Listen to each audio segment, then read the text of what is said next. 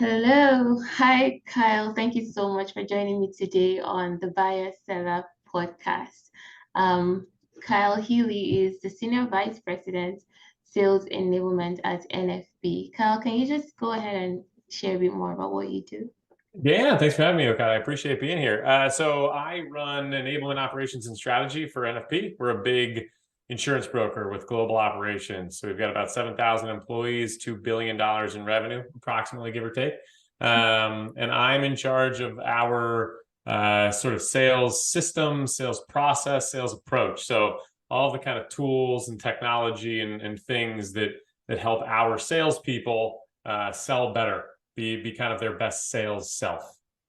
Amazing. It's so exciting to be speaking to you on this podcast because today you're here speaking to us as a buyer getting That's right.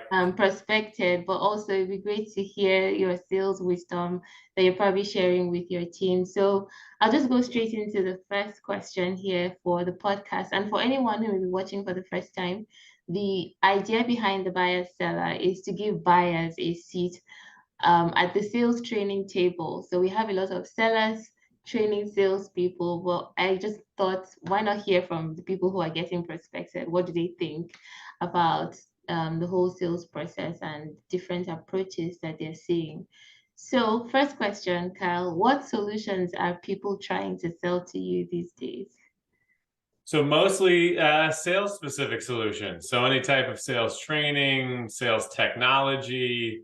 I get a lot of Salesforce consultants. Salesforce is our CRM. I feel like the whole world probably knows at this point that Salesforce is our CRM because I've been on some other podcasts talking about how we've optimized that. And so I get a lot of Salesforce tech consultants, outsourced consultancies that are trying to sell me their services. Occasionally, I'll get some marketing folks, people who are looking sort of for like a backdoor into our marketing department. They know sales enablement, right? Like we deal closely with marketing from a content perspective. So I'll get a lot of like marketing firms, PR firms, comm firms. A lot of people, I think, are starting to realize that sales enablement is a function inside an organization, kind of sits in between a lot of different functions. So I get a lot of sales calls, not only for things that people want to sell me, but also for like, you can help me get to the other buyer and this will help you. So let me, why don't you help me kind of thing. I get tried to, a lot of people try to sell me a lot of different things. Amazing. Okay, so out of all these people reaching out, is there anyone that stands out in terms of how they did it, what they said, what they did? Is there anyone that is memorable for you? Yeah. So should we call them out, or Yeah, so are we naming companies? Like, because now I feel bad because I feel like sometimes the people who've done the best job selling me don't end up selling me, if that makes any sense. Like it's oh, so right. There's a look, timing is everything. And we tell our salespeople this all the time, right? Like not everybody is in market for everything right now, right? Especially if you have bigger ticket items or longer sales cycles. But three successes is what we always tell our salespeople. First, you have to create a relationship with somebody. Then you have to have somebody invite you to sell them something, and then you get to sell them something. And so there's so many things you can do to succeed before you ever sell someone something. And so from my seat as the buyer, I'm always looking for people who can give me value, make my job easier, even in before I might be in the market for what they're selling. So the most memorable prospecting I get is when and we say this all the time, Sam McKenna is a great sales trainer online. She runs Sam Sales, right? She was at LinkedIn for a long time. She's fantastic. And God, it was like 6 or 7 years ago, I think she coined her trademark, right? Where it's like every buyer, it's about personalization, right? And I'm going to be wary of saying her saying because I don't want her to charge me for it. So like, but you can go look it up. She's got a great saying. It's yeah, all no. around making Show sure me you you know know. me. That's the one. You said it, not me. So when she's got her lawyers coming to charge people for something, right? Like that's what every buyer wants, or at least that's what I want. Let me just talk for me as a buyer. If I get 20 emails a day from people trying to sell me something, I want somebody who's shown me that they get me. They know my space, they know my role, they know my job, they know the troubles that I'm dealing with on a daily basis, and they feel like they've got something they can do to help me out, right? Reciprocity is a real thing, right? So somebody helps me learn something, do something better, give me something that applies to my my job and, you know, helps me with some of my big problems, you know, you kind of owe them. Most people are good people. And if you walk around kind of collecting chits, right? Like you have a whole lot of people who owe you something. Eventually that comes around, right? So as a buyer, I got a really great, because I get so many bad emails. And as a matter of fact, in my organization, I've started taking sales emails that people send to me and posting them with my critique on them for my sellers as a learning device, right? So occasionally when I get a really good one, when they spell my name right, when they know what our company does, right? When they know that our company is no longer called National Financial Partners, that it's just NFP, right? Like when I get an email where it looks authentic and personal and researched and well written and not just automated spam, that resonates. And if they can throw in some humor, I like that too. Was it you that said knock knock to me the other day on LinkedIn? Yeah. So that's like, it's a great example. Like, you got me. Your direct message was knock knock, Kyle. And what's like, you're compelled to go, who's there? Right? You're compelled. Like I could not reply to that message because I was like, I need to know who's there. I am compelled. Like, so, and I said, who's there? And you're like, I have no joke. Like, there's no joke. I was like, okay, that was good too. So, you know, authentic, personal, shows that you know something about me, and add in a little humor and I'm hooked. Awesome. You know, I was laughing so much because I've had someone here on the podcast and I was like, what's the one thing? And they said there's no one thing, but now I'm thinking maybe knock knock could be the silver bullet. I honest to goodness, like I said to one of my sales leaders the other day, I was like, hey, I want you to take one of the interns and just start having them send knock knock to a bunch of people on LinkedIn and see what the reply rate on it is. I was like, because somebody got me the other day and I felt like there was this natural compulsion to say like, who's there? And suddenly we're in a conversation. I was like, take one of the BDRs of the interns and just have them start like finding our buyers and send them knock knock, nothing else, just knock knock, and see if we can get replies. Kyle, So thanks now, for the idea. yeah, now you have to share the outcome of the experiment, please. Yeah, I'll let you know. Wow. Okay. So, thank you so much for that share. I picked so many things. I really liked what you said about build a relationship, then get invited to sell. So that's such a good one. I'm definitely going to be adding that to my kitty. Um, I'm just, when you said it, I was thinking about a sequence. So instead of that very first email being saying click a link, book a meeting, it could be here's value, next email, here's value. And then someone is like, so what do you guys really do? That's what I imagined when you described that, and then you can make Yeah, that. you're earning the right to ask them for something. Until I've given you something, where do I get off asking you for something back? Right? Like that it's so many sales emails are immediately asking, which is kind of like, right, like you were talking before we started recording about the conflicting information that you always see online, right? You see so much marketing and sales that every email needs a call to action. Every email needs a call to action, right? Like CTA. Why? What did I do to deserve asking you of something already? I don't know you, and I'm gonna ask you for something. That's the gall, right? Like who do I think I am? I don't know anything about you. I have no idea how busy you are, what's going on, and I'm just gonna ask you for something right off the bat like that.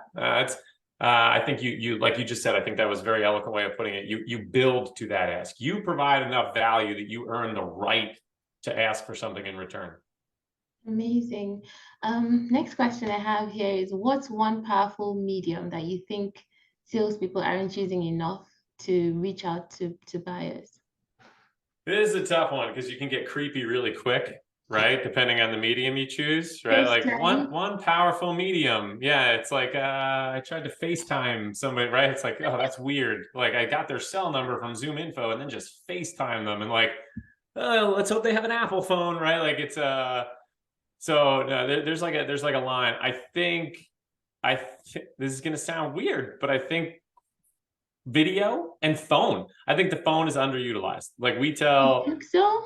I do, because it's hard. Like, and let me say voice.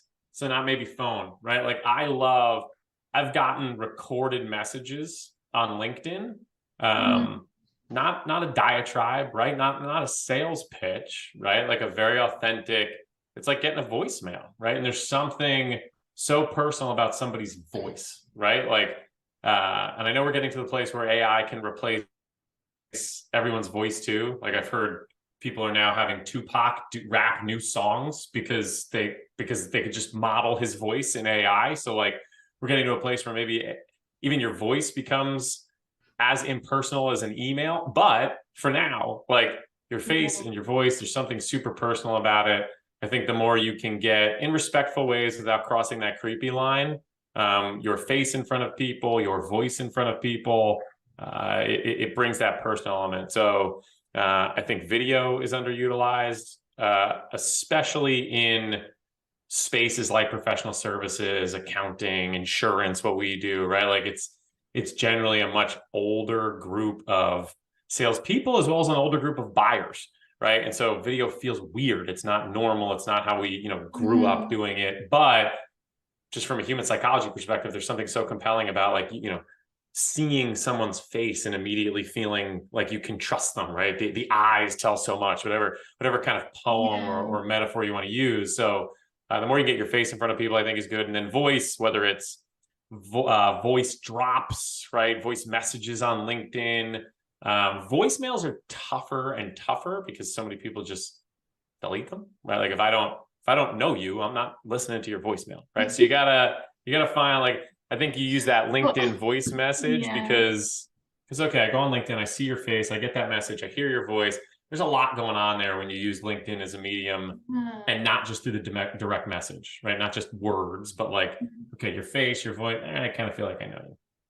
Amazing. When you talked about face, putting your face out there more with video, I thought about social selling. What do you think about, I mean, if I have people in my, like people I've connected with on LinkedIn, I'm not now DMing them, like sending them direct messages, but they get to see me show up on video. Whatever it is I'm talking about, it's just like retaining that mind share so that maybe when I do send an email, they remember they saw me on a video, even if I was talking about food or whatever else. What do you think about that? Yeah, so I remember way back in the day when we first got LinkedIn Navigator, LinkedIn sent like a specialist to talk to us about content creation and social branding for the person, right? And it was always like a third, a third, a third. So if you can, I think it's not that much, by the way, but like I'm just saying that's generally what people have said out there, right? Like a third of your posts are your own kind of opinion as it relates to your professional, your specialty, to exhibit some sort of level of competency in what you're trying to sell. A third of them are general business, shares, musings, clips, so people understand like, hey, this is a serious person with a grasp of what's going on out there. They're not just, they don't know a lot about a product. They can talk at my level, right? Especially if I'm an executive level buyer.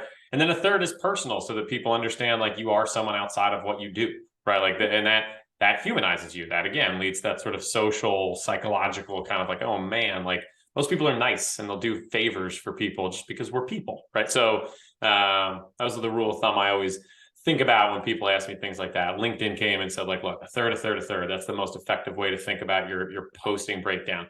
I don't think I stick to that.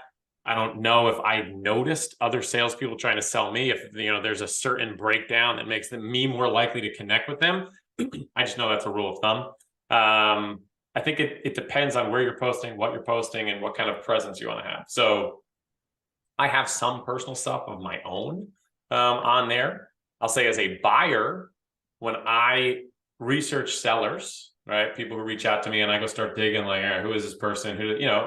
I am thinking about personal things. Like if they've got a personal story or their background is golf, right? Like, and it's something I relate to. It's like, all right, we relate to it. Cool. Like if we have mutual connections, like that's personal. Oh, I went to school with that person. They know my brother's cousin, whatever, right? Like, so some way to make sure there is some element of your personal wrapped around your social presence. I think buyers look for that. They want to know you on some personal level.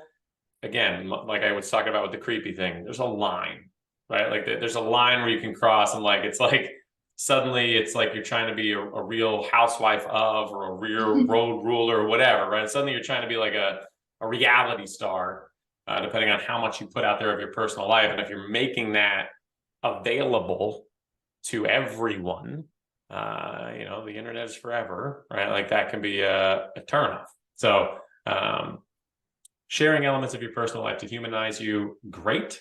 Posting your most recent TikTok dance to LinkedIn for all of you, okay, unless I'm buying dance software or something, like that might be the thing that makes me go like, what the heck? Like, right. So it's, you got to know your buyer and what they respond to and what they're generally going to kind of relate to. And that's the kind of social presence you want to put out there when it comes to that combination of personal and professional, I think.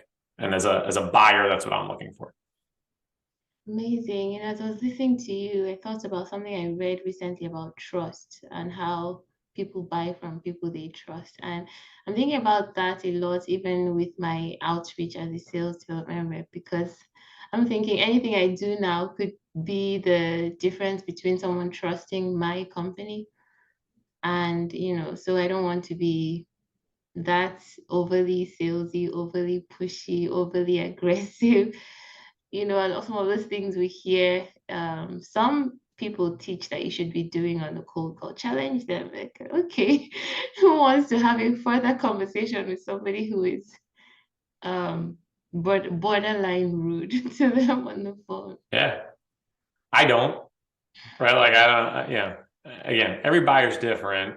And sometimes even the pushiest or the rudest salespeople stumble upon somebody at the right time, right? Like, so if I am back against a wall, I need to find a certain system or platform and I need to get it in by X date because I've got a big problem within my business. Like, look, sometimes I don't care who the salesperson is or how right? I just need their thing, right? But I think, having been a seller myself, being a buyer, right? I think those salespeople do okay. I think the salespeople who really do well, who have people kind of looking to work with them and clients referring friends to them, right, are the people who are empathetic and authentic and care and are really trying to help people solve problems and care about what's important to that person, right? Like, and are not just trying to hit a number or sell a thing, right? Like, so especially now that so much of the things that we sell and buy, I have access to all of the information that can help me make that decision in a number of different places, and like it's also readily available. I don't need a salesperson to sell me, right? Like I need a salesperson to understand and to like help me get over the goal line. I can probably get down into the red zone by myself. I need you to connect that last little bit that's about how I work with your product, not just your product. I can learn about your product online easily without you. So like your job is to help me see how I personally relate to your product. And I think that's where a lot of salespeople go wrong. They still think they're trying to describe the features of a car, right? Just like, I don't need that anymore. I got plenty of websites and models and augmented reality and all sorts of stuff to go do that. That's not your job as a car salesperson anymore, Absolutely. All right. So, Kyle, as a leader who often needs to share your ideas or get buy-in for your ideas at work, what methods do you lean towards to achieve this goal? Yeah, good question. Internal selling is just as important as external selling, especially when we're trying. And so, like, as a buyer, how can sellers relate to that?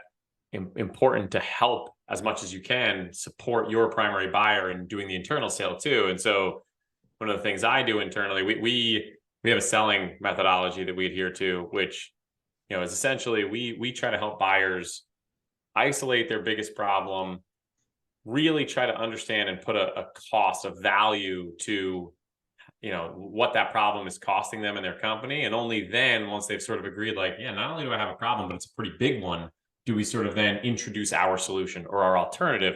And so what I always ask our people trying to sell me stuff is like, hey, you gotta help me frame the problem, right? Like people fix problems, especially big ones, before they go running to a new opportunity, right? Everybody's got way too many problems that they're dealing with every day, too many fires to put out, to go like, wow, what a great idea. I'm going to spend a lot of time on that. Nah, that's probably going to hit the bottom of the email box. And it's going to be one of those things I'm like, I'm going to get to that. And I never do.